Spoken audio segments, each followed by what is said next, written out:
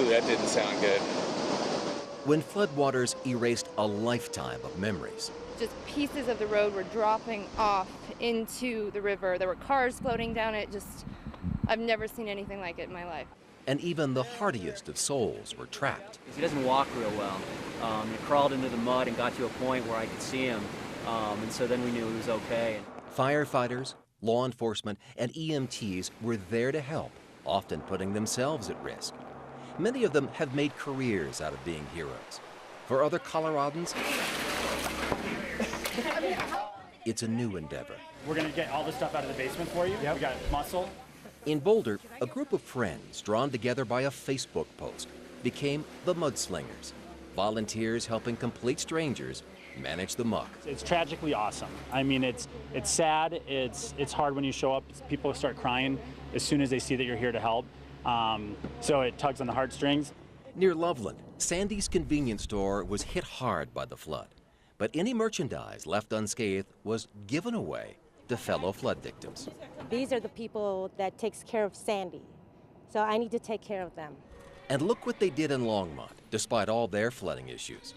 Everyday people bought pet supplies and donated them to the Longmont Humane Society. The community has responded wonderfully. Search and rescue teams on the ground worked countless hours. Can you imagine the miles they walked over more than a week? The airlift operations, thanks to the Colorado National Guard and active forces at Fort Carson, are likely to be second in scope only to Hurricane Katrina relief. This is a sad duty, but it's a proud duty. Nothing we'd rather be doing, no place we'd rather be. Hundreds of men and women who've already served their country proudly work to pull people, pets, and personal belongings from harm's way. I think it's one of the most gratifying things you'll ever do is help out on U.S. soil. This beats any deployment. In just the first 5 days, volunteers with the Salvation Army put in more than 700 hours of service. And in less than a week, they had already prepared more than 31,000 meals for first responders and evacuees. It provides. The American Red Cross, always at the ready to help, worked around the clock too. Many volunteers manning phones for the Colorado Flood Relief fundraiser. We really appreciate your support. Did you spell your last name again? Broncos guard Ben Garland was there and can relate to the need. Flames from the Waldo Canyon fire destroyed his childhood home. It was an off day, and we saw this opportunity to come out here and help out, and a lot of the players wanted to come out and help out and do anything they could, especially being from Colorado. Anytime you can help your brother, help your neighbor, want to come out and do that. And so did a lot of you, helping raise more than $1 million in one afternoon to help flood victims.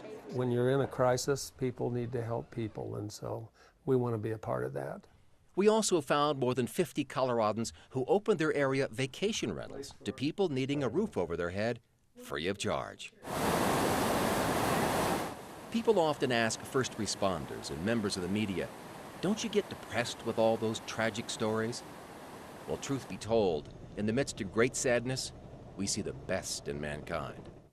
Colorado making us proud yet again, showing true compassion and courage in a time of need. Mitch Jelniker, 7 News.